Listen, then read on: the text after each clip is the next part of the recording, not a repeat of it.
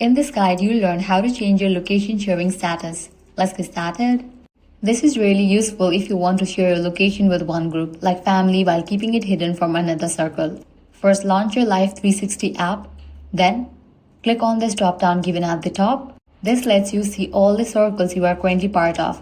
From there, choose the specific circle you want to manage. Make sure you pick the correct one because any changes you make will only affect that circle. After opening the circle, tap the settings option in the top left corner, usually shown with a gear icon. Inside settings, tap on location sharing. Here you'll see a toggle switch that controls whether members of that circle can view your live location. Turn the toggle on if you want to share your location, or turn it off if you want to stop sharing with that group. The best part is that this only changes sharing for that one circle, so your settings in other circles stay exactly the same. Once you switch the toggle, the change happens instantly, so there is no need to hit a save button. And that's it. You now know how to manage location sharing for specific circles in Life360 on an iPhone. If this guide helped you out, do not forget to like, share, and subscribe.